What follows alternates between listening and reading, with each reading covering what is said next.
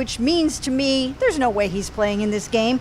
He had never complained about any kind of soreness in the abdomen area at all. You just don't know how long it's going to take for him to get back or how fast he heals. Shedeurs Sanders' mysterious oblique injury has more holes than Swiss cheese, with insiders now speaking out about what's really happening behind Cleveland's closed doors. Stephen A. Smith just dropped the hammer, calling this entire situation exactly what it is. And he is not afraid to call it a complete fabrication designed to slow down the league's most dangerous rookie. Right, he said they're going to have to put him down for a little bit, which means to me, there's no way he's playing in this game against the Eagles on Saturday. When a respected beat reporter with decades of experience starts questioning your medical reports, you know you've crossed the line. Mary Kay Cabot didn't mince words when she revealed the shocking truth about Sanders' so-called injury. This kid never complained about any soreness, never mentioned any discomfort, and was participating in every single drill until Wednesday's individual period. Then suddenly, out of nowhere, he's got an oblique strain that conveniently keeps him out of the biggest test of his young career. He's not ready to say that yet, but we know it. You can't fool us. Shedeurs going to be sitting out this game. Cabot's investigation revealed something even more damning. The Browns were caught completely off guard by Sanders' meteoric rise. They expected a project quarterback, someone they could develop slowly over multiple seasons. Instead, they got a fifth-round pick who walked into his first NFL game and torched the Panthers like he'd been doing it for years. 2 touchdown passes, complete command of the offense, and that iconic wrist tap that sent shockwaves through the organization. So I was very, very surprised by this. I think we all were. But as we sat there watching practice, we knew something was wrong. He didn't participate in any drills after those early individuals. The veteran reporter's shock was palpable when discussing how this injury materialized. She's covered enough training camps to know the difference between legitimate medical concerns and organizational damage control. This wasn't gradual soreness that built up over time. This was a perfectly timed medical excuse that appeared exactly when Sanders was supposed to face Philadelphia's elite defense. The first game was against the Carolina Panthers, who ain't the Eagles. Yeah. And if this brother had gone and shown out, it's all about the QB2 position. Stephen A. Smith didn't hold back when he addressed this obvious charade, essentially calling out the Browns for manufacturing this entire injury narrative. Smith understands what's happening here. Cleveland realized they might have accidentally drafted their franchise quarterback in the 5th. You know Joe Flacco's going to start the season because he's the QB1 getting most reps. But you saw that he could position himself. Nevertheless, though, it is what it is. I think he'll ultimately end up being successful for the Browns. The timing couldn't be more suspicious if the Browns tried. Sanders dominates against Carolina, showing poise and accuracy that made 18-year veteran Joe Flacco look pedestrian. Then, right before he's supposed to face the reigning Super Bowl champions and their #1 defense, he mysteriously develops an injury during individual drills? Smith saw right through this transparent attempt at damage control. So it's definitely a setback for Shedeurs, and I think it costs him at least a chance to try to be the backup quarterback, but I don't think he was really in line for that either. But here's what really exposes the Browns' desperation. They're willing to sacrifice their credibility to maintain their predetermined depth chart. Smith pointed out something crucial. Organizations don't manufacture injuries for players they don't believe in. They only pull these stunts when someone becomes too dangerous to ignore, too talented to suppress, and too ready to disrupt their carefully laid plans. And then when you get to the 3rd preseason game, that's the dress rehearsal game, and Joe Flacco will start that game. They haven't said that yet, but I'm calling that now, in addition to the fact that I believe that he has to start the season. Mary Kay's reporting captured something fascinating during the Eagles' joint practice. Flacco needed to justify why the Browns' offensive line has held up reasonably well against their own defensive front. This means he's been getting protected by going against the same unit every day, while Sanders walked into a real game situation and flourished under actual pressure. The veteran's explanations sounded more like excuses than analysis. Shedeurs Sanders sought out Jalen Hurts for some advice. Yeah, I keep the conversation intimate. We had a very lengthy conversation. He came to me and just, wanted to talk. And I'm always there. Meanwhile, the Browns coaching staff watched Jalen Hurts get 12 straight uninterrupted reps because Philadelphia knows exactly who their quarterback is. Cleveland's sitting there with arguably their most talented signal caller on the sideline with a convenient injury, while their established veterans struggle to move the ball against elite competition. The contrast couldn't be more embarrassing. It does feel like this is trending towards Dylan being able to start. Well, Dylan looked pretty good out there today when he was practicing. He finished practice with a really nice touchdown pass to Harold Fannin, and it seems like he made it through the practice okay and these 2 days okay. Barring any setbacks, barring extra soreness over the next day, they're off tomorrow, then he should be able to start that game. Suddenly, Dylan Gabriel becomes the golden boy, miraculously recovering from his hamstring injury just in time to start against Philadelphia. Isn't it amazing how injuries work differently depending on which quarterback we're discussing? Gabriel's hamstring gets cleared for action against the Super Bowl champions, but Sanders' oblique is somehow too severe for even practice participation. I'm also going to call this a start for Dylan Gabriel.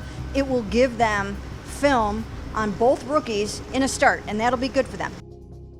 The Browns' desperation shows in how they're pushing this narrative. Gabriel, who missed the previous preseason game entirely, is now being positioned as their developmental hope. Meanwhile, Sanders, who actually performed when it mattered, sits on the sideline with an injury that appeared at the most convenient possible moment. The organization would rather roll the dice with an unproven commodity than risk Sanders torching another elite defense. And there's just no way they were going to bring him all the way to Philadelphia and have him just standing around. Mary Kay's reporting exposed the calculated nature of this move. Cleveland brought 6 quarterbacks to Philadelphia, yet somehow couldn't find a way to get their most impressive rookie meaningful snaps. They'd rather give Tyler Huntley a career backup opportunities than watch Sanders potentially solidify his case for a higher spot on the depth chart. If you're not subscribed yet, you're missing the biggest quarterback conspiracy of the season. Hit that button because this story is just getting started. Love that he got this chance to play in this preseason game because it showed like y'all can doubt him and y'all can say all that stuff y'all saying about him. But what God got for the boy, can't stop it. That way he put that wrist up. That's you right. see him put that wrist up. After that, when he tapped that wrist, like, make sure that watch still there. That's right. What's really eating at Cleveland's front office isn't Sanders' arm strength or accuracy, it's his confidence. That wrist tap after his touchdown pass wasn't rookie nervousness, it was a statement. This kid believes he belongs on the biggest stage, and his performance backed up every ounce of that confidence. The Browns expected humility and gradual development. Instead, they got a quarterback who carries himself like he's already arrived. Shedeurs finished with 2 touchdowns, 138 yards. Browns win 30-10. The organization is dealing with their worst nightmare, a late-round pick who might actually be their best quarterback option right now. This wasn't supposed to happen in their carefully orchestrated rebuild. Veterans were supposed to hold down positions while rookies learned the system from a distance. Sanders flipped that entire script in 45 snaps, and now Cleveland's scrambling to put the genie back in the bottle. Well, I think he might have to rest this for a couple of weeks. It's hard to say because I mean, I'm not sure about that, but that's basically what you have to do with an oblique strain, depending on how severe it is. Mary Kay's sources revealed something telling about the internal discussions following Sanders' debut. The coaching staff wasn't celebrating their discovery. They were panicking about managing expectations and controlling the narrative. When your biggest concern after a rookie throws 2 touchdowns is damage control rather than development, you've got organizational problems that run deeper than depth charts. What we saw play out in real time here in South Philadelphia was a very interesting dynamic. Jalen Hurts, the Super Bowl MVP, giving advice to a rookie quarterback, Shedeurs Sanders, who needed some guidance about how to handle the ups and downs of his first NFL season. Even other analysts are starting to question Cleveland's injury management. The same organization that's been desperate for quarterback stability suddenly develops mysterious medical issues every time their most talented option is supposed to face real competition. The pattern is becoming too obvious to ignore, and reporters like Mary Kay are refusing to play along with the charade. maybe we'll get to see a little more of Kenny Pickett next week when the Browns get back on the practice field. Yeah, he's progressing nicely. He's coming along. Once again, they're being very, very cautious with him. Booger McFarland's analysis cut straight to the heart of the matter. He wants to see the young quarterbacks because they represent the future. Kenny Pickett is a known commodity with obvious limitations, but Sanders and Gabriel offer something different. Yet Cleveland keeps finding reasons to limit Sanders' opportunities while pushing Gabriel into the spotlight, despite Sanders being the one who actually proved himself under game conditions. Shedeurs Sanders, who we're not going to see an encore performance from today. He's being held out because of an oblique strain that he suffered last Wednesday. The Browns say that he's day-to-day, but there is some hope that he'll be able to return to practice next weekend in time for that preseason finale. The uncomfortable reality is that the Browns might have accidentally stumbled into their franchise quarterback, and they're not ready for that possibility. Sanders wasn't supposed to be this good this quickly. He was supposed to be a developmental project they could stash away while veterans handled the immediate responsibilities. Instead, he walked into his first NFL action looking more prepared than quarterbacks with years of experience. Blitz coming, Shedeurs Sanders, check down, Trayvon Williams rumbles into Panther territory. Cleveland's strategy is destined to backfire spectacularly. You can't hide talent indefinitely, especially when that talent has already proven itself on the biggest stage. Sanders' debut performance created a baseline expectation that no amount of injury reports can diminish. Fans remember what they saw, a poised, accurate, confident quarterback who looked like he belonged. The Browns are creating their own quarterback controversy by trying to suppress one. Every missed opportunity, every questionable injury report, every obvious attempt to slow Sanders' development only makes his eventual return more explosive. They're not managing expectations. They're building them to unsustainable levels.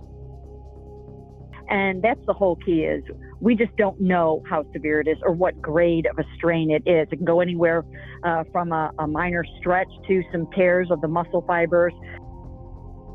Mary Kay's investigation has pulled back the curtain on this entire operation, exposing just how desperate Cleveland has become to control a narrative that's already spiraled beyond their grasp. Sanders isn't just a rookie project anymore. He's a legitimate threat to everything they thought they knew about their quarterback situation, and their panicked response proves they understand exactly what they're dealing with. The real tragedy isn't that the Browns are playing games with Sanders' development. It's that they're so terrified of his potential that they're willing to sacrifice their credibility to slow him down. But talent has a way of demanding recognition, and Shedeurs Sanders' time is coming whether Cleveland is ready or not. Subscribe to our channel and never miss an update to the ongoing NFL and Cleveland drama.